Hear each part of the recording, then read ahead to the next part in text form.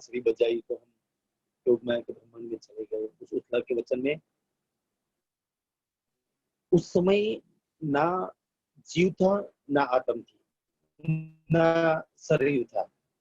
उस आत्म अकेली ही खड़ी थी। तब प्रीतम कहते हैं कि अपने पति और बाल बच्चों को छोड़कर क्यों आए हो? वो बाल बच्चे और वो पति तो, वो सासू ससुर तो शरीर का था। जब शरीर ही नहीं रहा तो किसकी पत्नी, किसका पति? हम हम सबसे बड़ी मार यहाँ खा रहे हैं। उस उथला का वचन में हम, क्योंकि शरीर ही नहीं था, तो वहां जाकर नया शरीर हमें दे दिया जाता है। और उस प्रकरण में आता ही भी कि रस भर रंग वाला जिसु रंगवा उच्च रंग अंग न माय, और उसमें एक आता है चितम नथी माया नो पास। ऐसे एक एक रत्ती भर भी माया इस संसार की हमारे दिल में कुछ है ही नहीं, बस प्रीतम के अलावा और कुछ है ही नहीं। आज तो हम सुबह से शाम तक कितना, दिल में कितनी माया की ख्वाहिश लेके बैठे हैं, और जब तक माया की एक भी ख्वाहिश हमारे दिल में है, तब तक हम प्रीतम का सुख, ऐसे रास का सुख नहीं ले सकते। प्रीतम की तो बहुत बड़ी बात, वही बहुत बड़ी दुख की बात है। हम उस वृक्ष का सुख नहीं ले सकते, अखंड वृक्ष का और रास का सुख नहीं ले सकते, जब तक इस संसार की चाहना है। इस संसार की सारी चाहनाओं को छोड़कर बस दिल में प्रीतम की चाहना ही बसानी है, उनका प्रेम ही बसाना है, उनकी लीला ही बसानी है, तब हम वहां जा सकते हैं। क्योंकि यहाँ की कोई भी ख्वाहिश चाहना लेकर हम वहां पहुंच ही नहीं सकते। और इसीलिए हमें ये सब छोड़ने के लिए कहा जाता है कि यहाँ की सारी इच्छाएं छोड़ देना, यहाँ की सारी चाहनाओं तो छोड़ देना मेरी को, और तू आ जा उस अर्श में। तो ऐसे ही ये वजूद ने हमें यहाँ बांध रखा है, और वजूद क्यों ना बांधे? क्योंकि ये वजूद भी तो, ये शरीर भी तो उस धनी की मेहर, उनकी हुक्म से ही मिला है। ये भी तो हुक्म का एक हिस्सा ही है। इस शरीर को आप मान लो हुक्म का स्वरूप ही मान लो। क्योंकि आपको खेल देखने के बाद आपने मांगनी की थी कि मुझे खेल देखना है, तो खेल देखने के लिए कोई तो माध्यम होगा। तो हमें उस खेल देखने के लिए ये वजूद मिला है कि देख तुझे तो इस शरीर पर बैठकर देखना है। और धनी जब तक नहीं चाहते, तब तक हम इस वजूद से पर नहीं उठ सकते, खेल से बाहर नहीं निकल सकते। क्योंकि खेल में लाने वाला जो है वही खेल में से निकल सकते हैं। हम अपनी इच्छा से खेल में आए भी नहीं है, और हम अपनी इच्छा से जा भी नहीं सकते। ज्यादा से ज्यादा चितवन कर सकते हैं, वाणी मंथन कर सकते हैं, या यहाँ बैठे बैठे कुछ अर्थ की झलक पा सकते हैं। वो तो धनी की मेहर, उनकी इच्छा से ही सब कुछ हमारे साथ होता है। ये प्रकरण उसमें मैं खुदी की पहचान है, और उसमें यही हमें सिखाया जाता है कि तेरी सारी मैं खुदी छोड़ दे, तेरे साथ जो भी हो रहा है वो धनी की इच्छा है से हो रहे हैं, और धनी ही कर रहे हैं। बस इतना तू तय मान ले, तब तेरे पर कोई भी गुनाह नहीं लगने वाला है। जब तू अच्छा भी करेगी या बुरा भी करेगी, सब कुछ तू धनी पर छोड़ दे, तो ना तो तेरे पर अच्छे का कोई गुनाह लगेगा, ना तो कोई बुरा का गुनाह लगेगा। दोनों को दोनों छोड़ने के लिए ये प्रकरण हमें प्रेरित करता है। पीठ दे हके के ही पसो, पीठ दे हके पे ही पसो। पीठ दे यानी कि इस शरीर से मैंने पीठ दे दी। हक यानी कि राज्य को, पशु यानी कि देखकर, कि मैं इस संसार को देख रही हूँ। अब ये शरीर तो संसार का है, जो जहाँ का है वो वहां का ही देखेगा। इनकी दृष्टि, इनकी बुद्धि, इनकी सोच संसार तक ही है। इसीलिए हमें वजूद से उठने की बात की जाती है, यहाँ से बुद्धि से उठने की बात की जाती है। क्योंकि ये लिमिट का है ना, यहाँ ये दृष्टि लिमिट कर तक ही देख सकती है, ये बुद्धि लिमिट तक ही सोच सकता है। और इससे परे जाकर आपको जागृत बुद्धि और निज बुद्धि मिली है, तो ये शरीर से तो आप माया, खेल और संसार का ही भला बुरा का अनुभव कर सकते हो। यहाँ से परे जाने के लिए वजूद को छोड़ना पड़ेगा, यहाँ की बुद्धि को छोड़ना पड़ेगा, यहाँ के सब कुछ छोड़ना पड़ेगा, और आत्म भाव से वहां जाना पड़ेगा। क्योंकि ये शरीर से तू हक को पीठ देकर ये संसार को तू देख रही है। हे जो नहाए की नाबूद,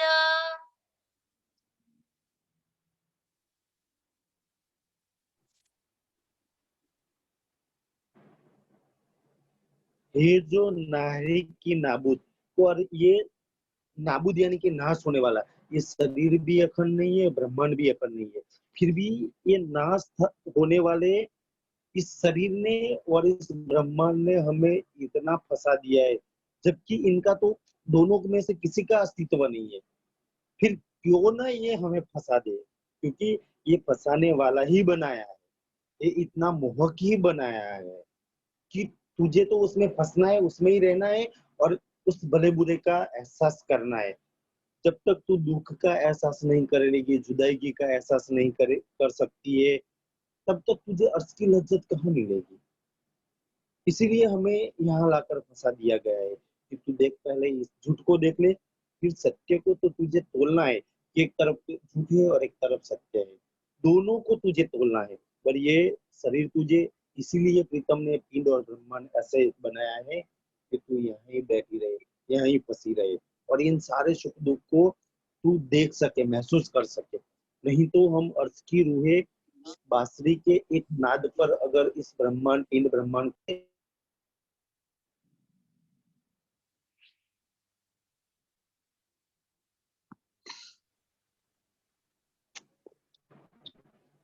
आत्म के लिए एक ही चौपाई काफी है, जो यहाँ से हमें उस अर्श में मूल मिलावट पहुंचा देती है।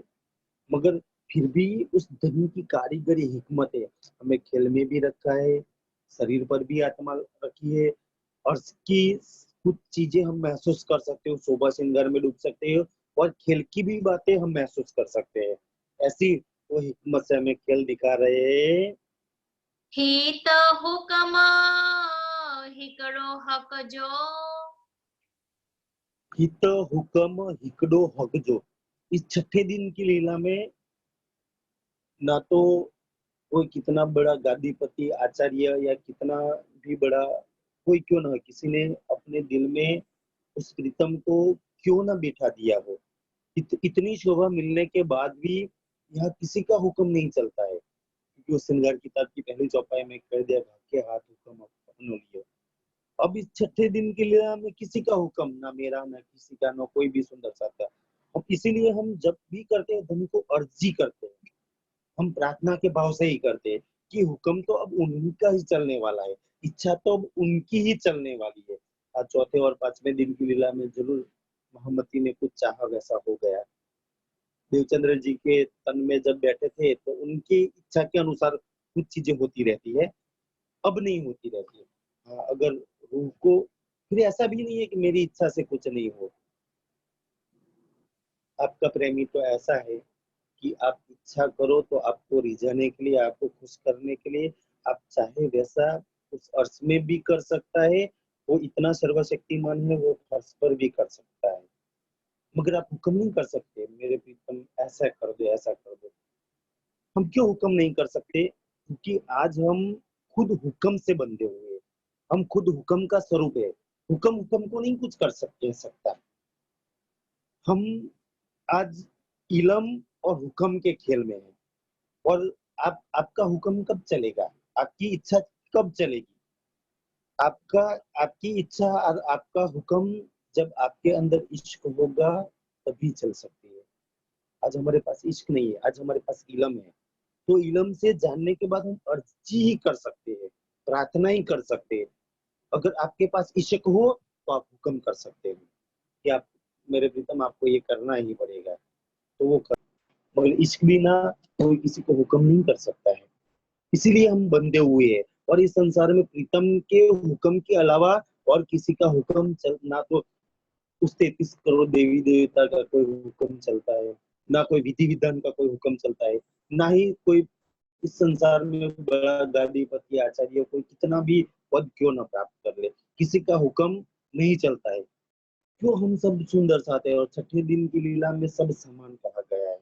ये तो कुछ शोभा सुंदर साथ ने दे दी कि भाई आपके पास अच्छा ज्ञान है, या आपकी शोभा है, या वारसागत कुछ आपने वो कुछ ज्ञान ले रखा है, तो किसी ने कोई गादी पर बिठा लिया, किसी ने कुछ शोभा दे दी। ये सुंदर साथ ने उनको मान पान दिया है, और धनी के नजर में छठे दिन में सब समान है। उन्हीं हक जो इलम। एक हक का हुक्म ही चलेगा और उन्हीं हक का इलम, ये दोनों का खेल है। और ये इलम ही हमें उस अर्थ तक पहुंचाने का मार्ग बता सकता है।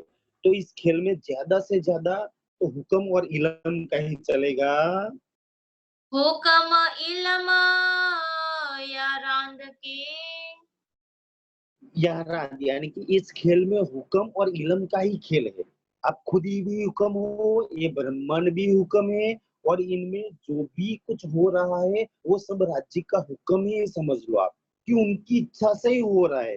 ये हुक्म का खेल है और हुक्म में इलम दे दिया है, और ये इलम भी धनी के हुक्म से ही आया है। तो ये हुक्म और इलम का सारा खेल है। पसो बैठ्यू तरे कदम। कैसे यानी कि पास में बैठे, बैठे की बैठे तरे कदम, यानी कि उस मूल मिला में बैठे बैठे हम धनी के हुक्म के और इलम का खेल देख रहे हैं।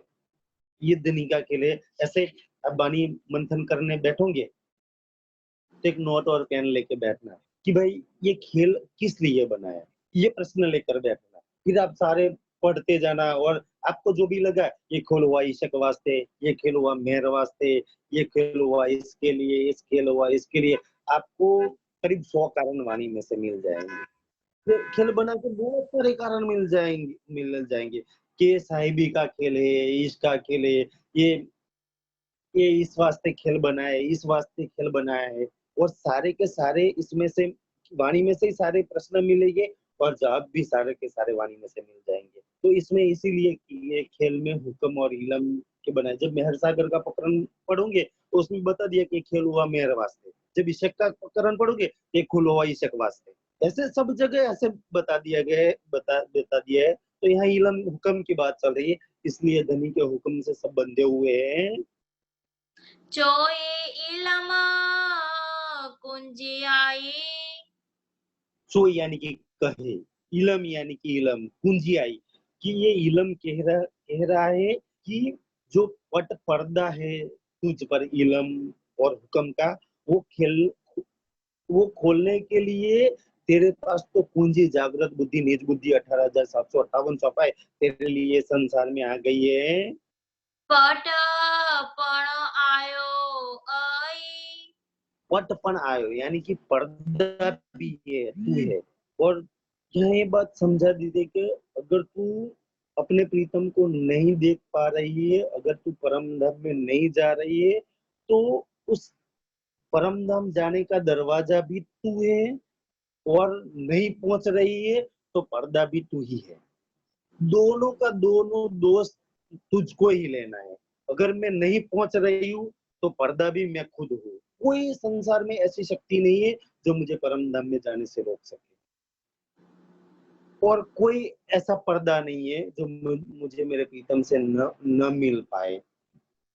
तो पर्दा भी मैं हूँ, और पहुंचना भी मुझे, दरवाजा भी मुझे खोलना है। ये बात मुझे इलम ने सिखाई कि पहुंचना भी तुझे है और पर्दा भी तू खुद है। अकल आजी अगरे। और आजी, अक्ल यानी कि बुद्धि, आजी यानी कि आई, अग्र यानी कि पहले से, कि तेरे पास तो बहुत अधिक अकल है। तुझे तो सपना की बुद्धि के साथ साथ जागृत बुद्धि और निज बुद्धि उस प्रीतम ने मेहर करके तुझे दी है। कसो उल्टिया सई। तुझे देखना है कसो उल्टी या सही, कब वो उल्टी तरफ देखना है तो सही यानी कि सीधी तरफ देखना है। अगर सीधी तरफ देखना है तू अर्श की तरफ मुंह मोड़ ले, और उल्टी तरफ देखना है तो माया की तरफ मुंह मोड़ दे। तू, तेरा मुंह किस तरफ है?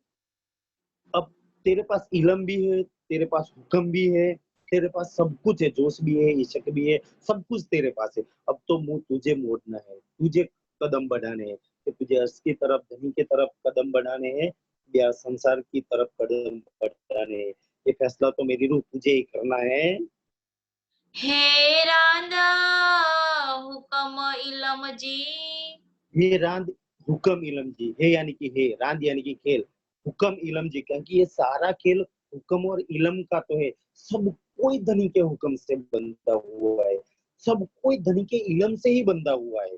हम ये दोनों, हम सब इनसे तो बंधे हुए हो, और ये दोनों ही हमें धनी से मिला सकता है, क्योंकि खेल हुक्म ही धनी से मिला सकता है और इलम में ही धनी से मिला सकता है, और हम इन दोनों से बंधे हुए हैं।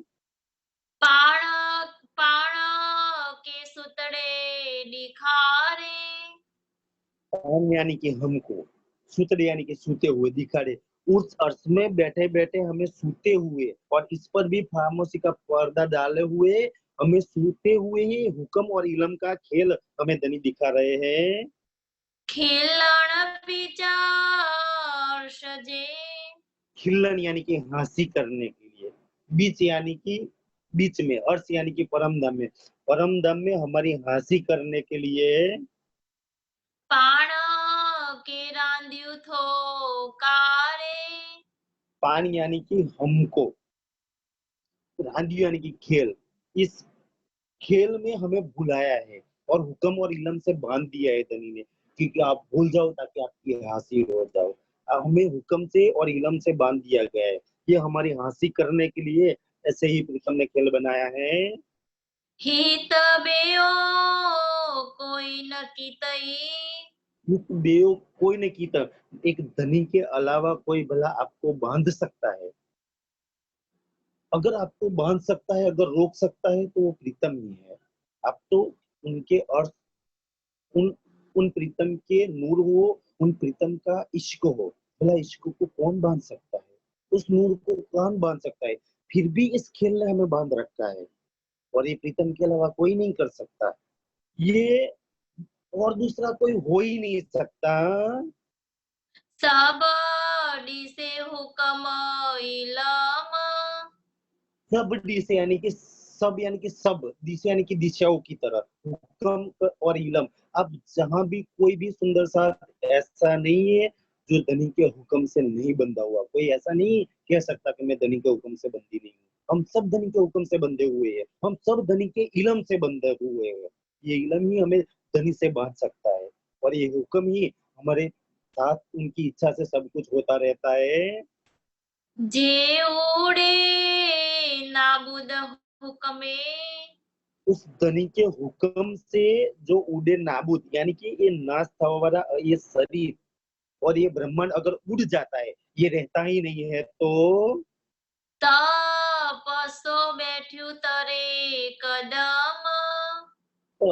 तो पशु यानी कि पास, बैठी यानी कि बैठे तरह कदम, ये ब्रह्मांड और ये शरीर नहीं रहता है, तो समझ लो तो हम तो उस मील मिला में धनी के एकदम करीब बैठे हैं। धनी द्वार दीनो असाहत में। धनी द्वार दिखो असाक में, धनी ने इच्छा ने, धनी द्वार यानी कि उस परम धाम का दरवाजा खोल खोलना है। जो इस चाबी 18,758 चौपाई से जो दरवाजा खुलता है, वो चाबी लाकर मेरे हाथ में दे, देख तुझे ही खोलना है। तेरे अलावा कोई समर्थ है ही नहीं वो अर्श का दरवाजा खोल सके, तो वो चाबी भी मुझे लाकर दे दी। बियो इलम दिनाऊ जान।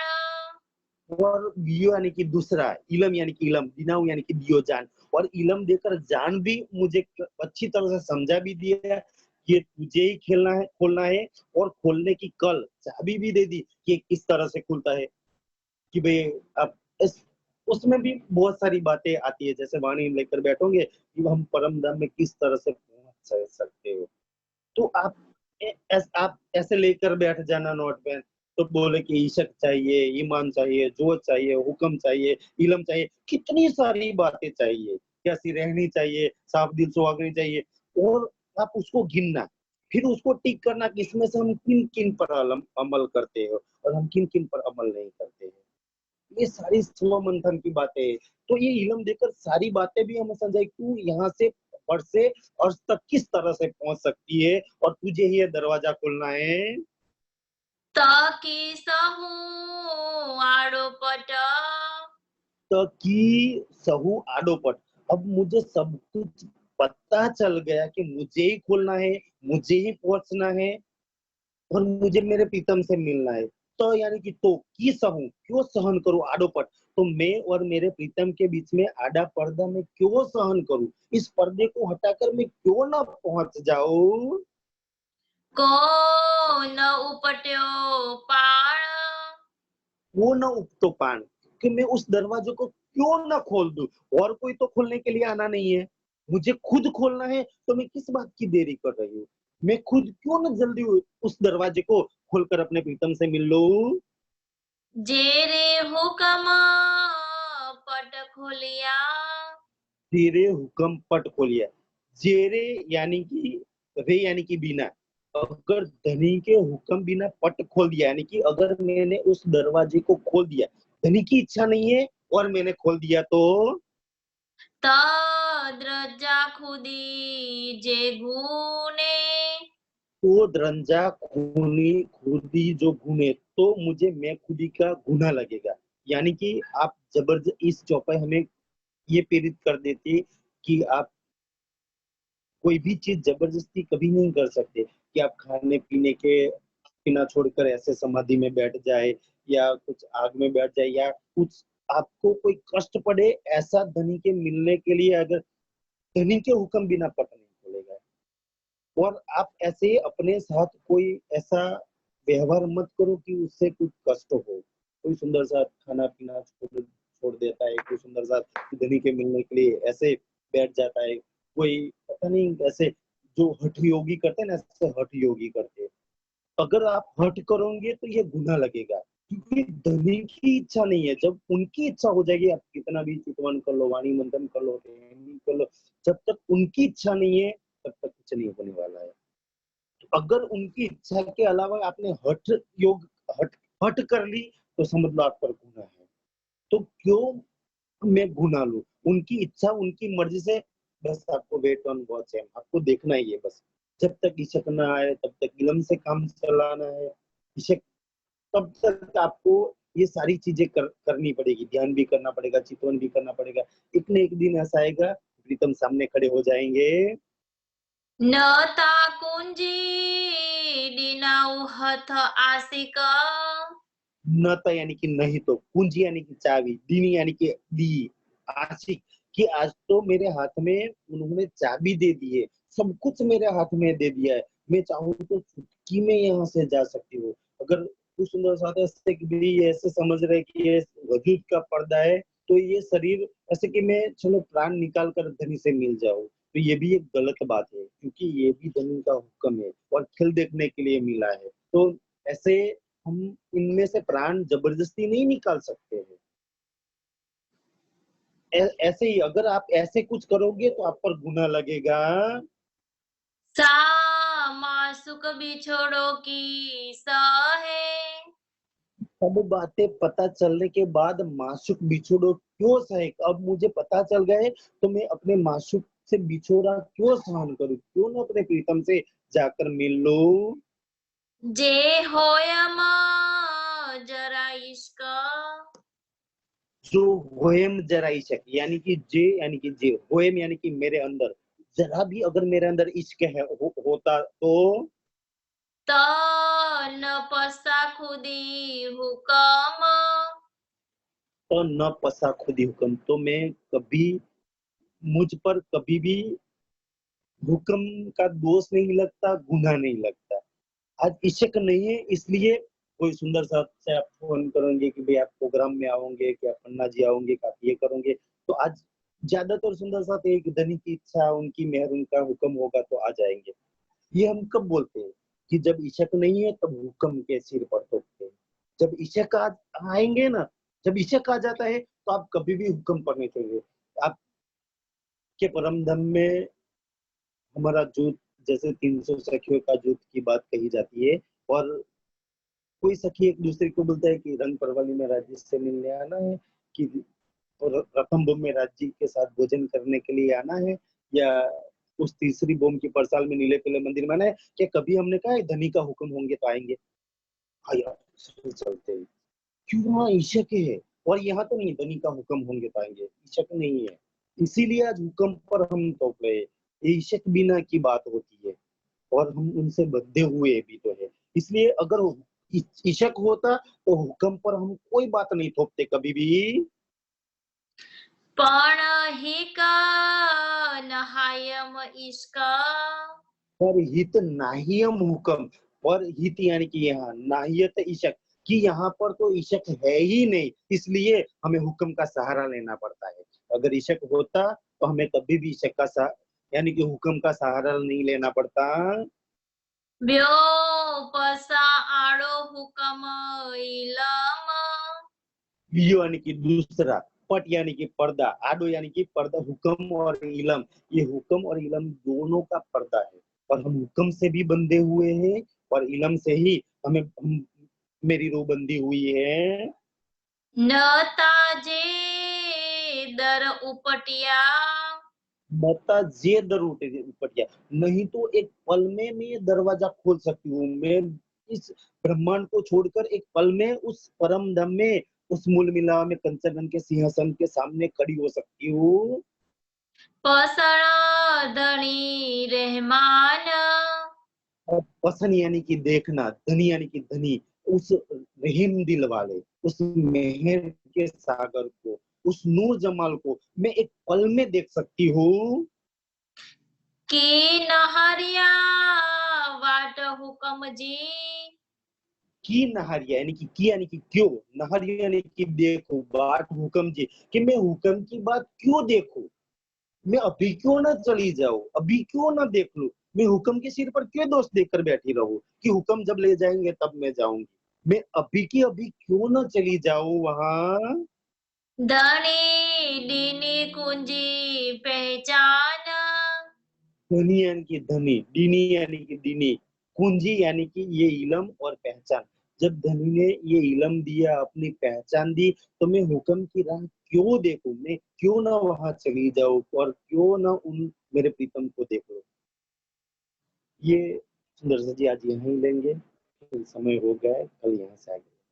बोलो श्री प्राणनाथ प्यारे की जय।